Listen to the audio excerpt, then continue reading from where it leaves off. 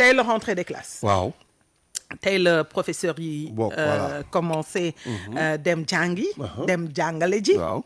en attendant li nga xam ne moo dit la rentrée des élèves jeudi incha allah waaye nañu jàpp ne waaw. fii ñu toll nii tey biir Ndakaaru 187 écoles sont encore sous les eaux 187 alors que la rentrée scolaire a débuté aujourd'hui Ouais, parce que ouais. le corps professoral enseignant tey la ñuy commencé xale yi dinañ tàmmali le jeudi ñuy ñaan rek waaw. ñi nga xam ne ñoom la seen xam-xam màcc ci loolu rawatina ñi nga xam ne ñoo di sapeur pompier parce que xam ngeen ni waaw. avec le plan Orsec boobu ba léegi ñu ngi ci vendredi rek maa ngi leen di seetaan ci télévision bi plan Orsec bi colonel sapeur pompier yi colonel Diatta di wax ne que actuellement la priorité est faite aux écoles D'accord. pour que ñu mën a dindi ndox bi waaw, waaw. mais cela veut dire que donte tey enseignants yi ibbi nañu réellement ubbi tey jàng tey du mën a nekk waaw. ci 187 non, écoles yi nga xam ne nombre bu élevé la. il est élevé et c'est à Dakar waaw justement. c'est Voilà, à Dakar ouais. waxuma Ouais. Sénégal de Ouais, ouais. Dakar Dakar ouais. mu ngi noonu à Dakar mu nekk loo xam ne dina jafe trop pour que Trop, xale ouais. yi mën a xëy tey Waaw. jàng tey Jeudi- alors bu jeudi dee dafa Dakar jege. mu ngi noonu jeudi c'est après demain ouais. dafa jege bu dee Dakar nii la mel Waaw. te nag on n'a pas reçu autant de pluie que dans les régions non. je me demande ce que ça doit être dans les régions parce que nag bu dee région yi écoles yi amul ndox te mu am ay nu mu tëti ay parents yoo xam ne ay familles yoo xam ne ñoom ndox bi dafa téye seen kër en général dañ leen di yóbbu ci école yi Waaw. c'est le lieu alors de dire aux autorités aussi nañu jël seeni ay matuwaay bañ a xaar ba jeudi waaw. ma bëgg leen délocaliser Du sotti, génne leen du ci sotti, école yi du sotti. mën leen yóbbu du sotti ouais. kon nag encore une fois nañu góorgóorlu ba école yi mën a nekk fin prête pour recevoir les enfants defe naa Tambacounda moo tane. waaw waaw ñoom jël nañu les devants quand même. waaw. en tout cas wax nañ ko. mais Wax nañ loolu ko. moo war a Voilà, am wax nañ ko, Alioune Tambacounda loolu moo war a moo am tane. xam nga Alioune prévision dafa baax de waaw, toute trop, façon trop. ñëpp xam nañ ne Trop. octobre la rentrée des classes arrive alors waroon nañ def en sorte que toutes les écoles soient fin prêtes ouais. pour que ñu mën a recevoir et les enseignants et Voilà. les élèves Ouais. waaw comme ça ñu mën a jàng tey Waaw. mais boo ci bëgg a boole ñàkk commencé jàng waaw waaw. d'abord dans la tête de l'enfant ça le retourne en vacances Waaw, ce justement. qui n'aurait pas dû être baaxul ci moom Baaxul. ba noppi nga bëgg a jël 1 mois 2 mois boo ci boole après la grève des enseignants ñaanuma ko année bi Waaw. j'espère qu'on aura une année stable yooyu yëpp boo ko ci defee dafay xaw metti ci xale Waaw. bi moo tax je pense qu'il est temps aujourd'hui que ñu mën a def ay prévisions Waaw. yoo xam ne Mooy yoon. école yi moom Mooy yoon. à partir du mois de septembre bu dee ndox bi bëri na aussi ba ñu dugal fa ay famille ñu mën leen dindi foofu Oui. defaraat école yi bu dee nag ndox moo fa am xam nañ ne à partir de mi-septembre xam voilà. nañ ne octobre gi ñëw on connaît à peu près la date de rentrée des rentrées des classes ouais. de rentrée des classes alors il est impératif que état bi mën a dindi ndox bi Ouais. c'est vrai Forcément. c'est une compétence décentralisée Ouais, ouais. mairie yi war nañ ca mën a Mën a jàpp. jàpp mais xam nga D'accord. ne bu ndox bëree rek ñoom seeni ay moyens dafay faible Waaw, dëgg il la. faut que état bi jàpp ci Jàpp ci. donte c'est Ok. une compétence Ok. décentralisée encore une fois ñoom ñoo ci war a def seen kéemtulaay kattan mais bu ñu mënulee ba mënul Waaw, waaw. état bi il est clair Jàpp ci. il faut que mu ñëw à la Ouais. rescousse jàpp ci pour que école yooyu mën a déficit enseignant yi aussi mu problème mais déficit la enseignant. dans les régions En fait, un sérieux problème. Ministère de l'éducation nationale tey du ne que dañ lay yóbbu da ngay génn nekk professeur bu bees rek Waaw. heure bu la neex nga ñëwaat non Waaw. léegi dafa am benn système boo xam ne genre concours la waaw ils l'ont fait en sorte que du ñëppay mën a ñoom ñëpp du ñu mën a dem non Demoon c'est un d'accord, concours waaw. très démocrate ñi ci réussir ñoom la ñuy jëlee d'un point à yóbbu leen yóbbu leen feneen. à un point Ok, B ok. léegi nag ce qui se pose c'est que am na ay professeurs yoo xam ne ils ont fait X années foofu mënuñu fa jógee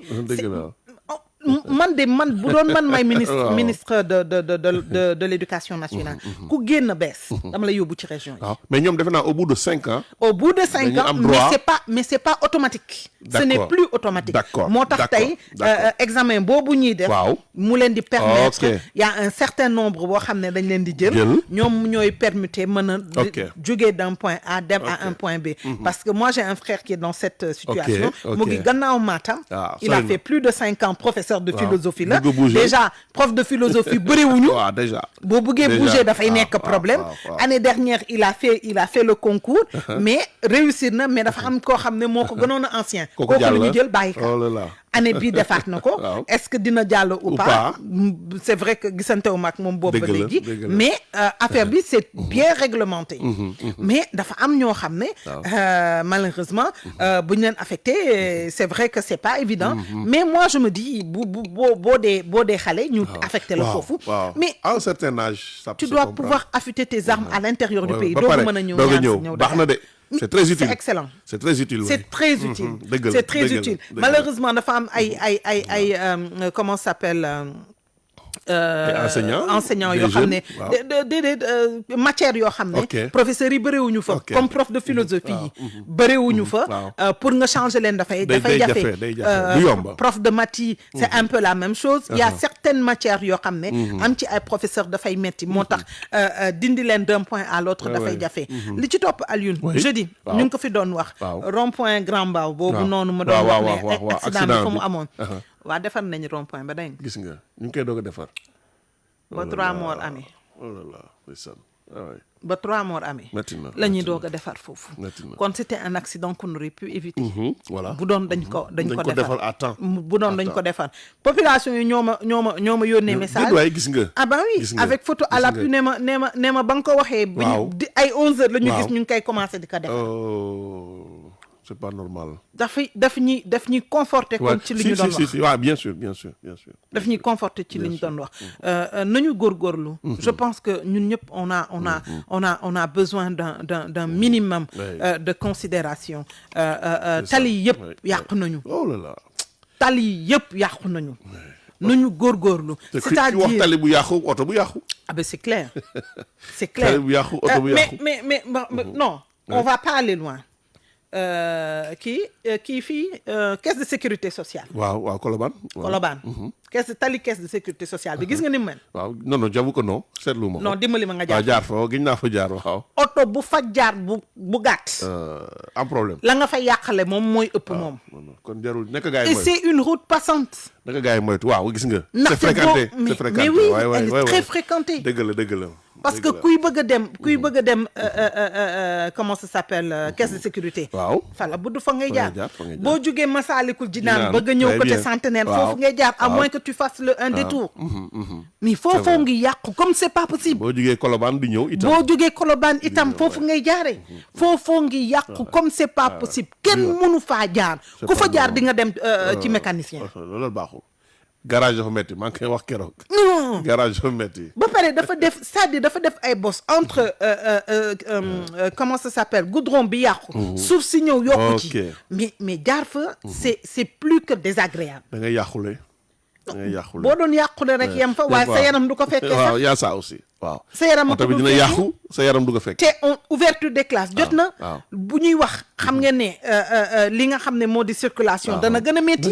alors si en plus de ça on a des routes impraticables alors qu'il y a une école côté boobu. waaw. mais c'est même pas une école c'est plusieurs écoles. plusieurs ngi foofu. voilà foofu soriwul foofu ak yeneen aux alentours. école Colobane bi mu ngi noonu alors qu'il y a des travaux ci beneen wàll gi. mais nañu dimbali aussi. parce que nag jot na xale yi fu mu ne nii. lu ci féexoon ci tali rek. à partir d'aujourd'hui déjà commencé na. depuis le mois de septembre certaines écoles ont ouvert. mu ngi commencé di metti. mais à partir de jeudi ça va être encore beaucoup plus difficile. c'est vrai. c'est le lieu encore. ñu mën a defar tali yi. ba nga xam ne xale yi bu ñu commencé jàngi non seulement ñoom tamit. dinañ am fu ñu jaar. parce que sinon ce sera des retards à n'en plus finir. c'est pas bon. ndax embouteillage moom bu xasee am moom fu ne lay laal. mais ngir yàlla nañu defaral côté boobu. ñiy jógee HLM ñëpp xam nañ li may wax. akay serré foofu c'est vrai. dafay serré. te foofu c'est une route passante. marché beeg yooyu yëpp. ñii noonu ñi jógee côté HLM ñëpp côté boobu la ñuy jaar tali boobu elle est impraticable et j'espère que fii ak jeudi dinañ ko mën a defar ndax mu mën a décongestionner parce que boo ci boole loolu boole ci les autres travaux du TER et du BRT mais ça du BRT plutôt parce que le TER c'est quasi terminé du BRT mais ça va poser de réels problèmes de circulation dafay serré de mais dafay serré dafay serré. ay travaux am rek déjà day serré. merci waxtuma la ak tali yu bon. yokku ci mu ngi noonu non tali yi moom boo leen doon dénombré yi ci bon. foog naa yi ci baax moom dana néew. lu néew lay nekk waaw lu néew lay doon vraiment lu néew lay doon kon nag on en appelle encore une fois à la vivacité des autorités. ñu mën a defar côté boobu. ndaxte nag xale yi fu mu ne nii reprendre nañ daanaka.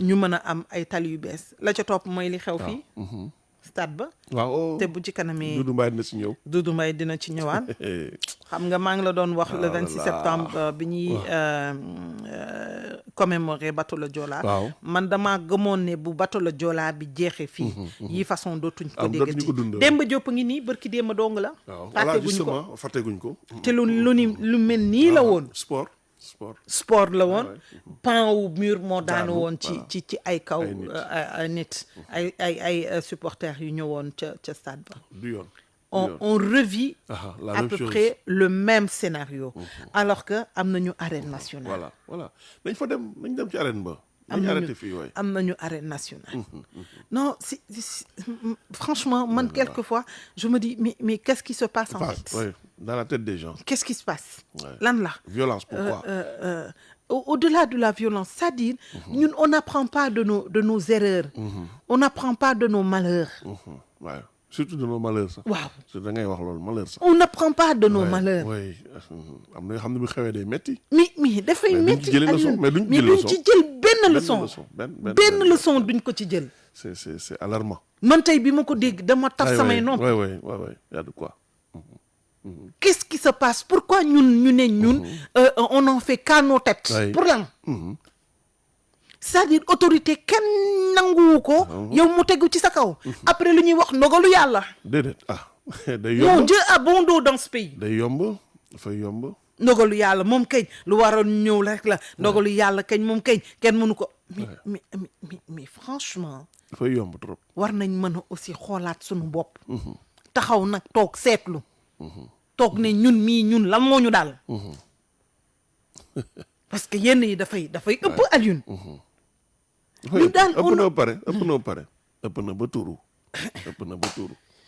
doy na waar daal doy na waar war nañ góorgóorlu de war nañ góorgóorlu bu baax a baax doy na waar trop sax war nañ góorgóorlu et on est de tout cœur avec le peuple ami burkinabé xam ngeen la fa xew depuis vendredi mu nekk lu metti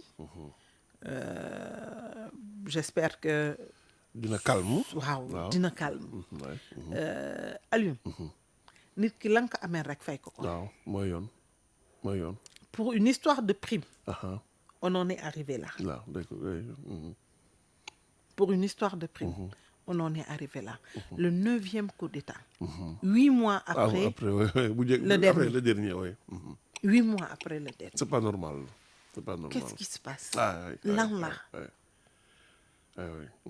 la day na waar suñu njiit yi aussi il faut que ñi teylu seen dëkk yi ñuy teylu seen population ngeen di déglu de le pouvoir appartient au peuple foog ngay déglu gars yi def nànk quoi Alioune le pouvoir appartient au peuple xam nga fi lan moo fi am peuple boo xam ne da nga ko pousse ba mu sës ak peuple boo xam ne puusagoo ko ba mu sës parce que boo poussé nit ki ba mu sës rek dina fipp dëgg la boo poussé peuple ba mu sës rek dana fippu te bu fippoo rek ça devient dangereux 9 coups d'État bari na c'est trop bari na daanaka quinquennat bu ne ak coup d'État voilà benn bu nekk ak coup d'État 8 mois après le dernier encore coup d'État bari na c'est trop j'espère que suñu day perturber lu bare torop mais c'est-à-dire tu reprends tout voilà carrément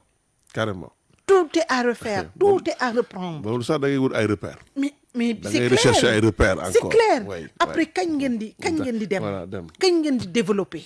jamais du am. kañ ngeen di développer. jamais du am dañuy naxante rek. Ah oui, dañuy naxante dañuy naxante malheureusement. suñu bopp, En tout quoi. cas, Ouais. le pays des hommes intègres, comme ni ñuy woowee waa Burkina Faso, suñu xaritu burkinabé yi, on est de tout cœur avec eux. J'espère que situation bi dinañ ko rapidement weesu. lépp Comme ñu ngi mën a jëm ci dellu. assise. Mais voilà, désigner un chef président. noonu. espérons que mu nañ ko ngi egg. noonu espérons lépp mën a dellu à la normale. wax dëgg yàlla, wax dëgg yàlla. Parce que nag le peuple ne mérite pas ça. Déedéet. Le peuple ne mérite pas ça. moo tax on espère vivement. parce que nag Afrique ku ci éternuer rek. sa morom ci sooli. ku ci éternuer rek sa morom sa kët. oui waaw.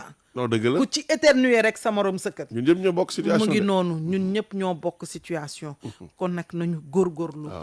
ñoom en tout cas ñu ngi leen di ñaanal yal na yàlla indi jàmm foofu. amiin indi salaam foofu ba nga xam ne. lii ñu nekk nii. dinañ ko mën a weesu jàmm ak salaam.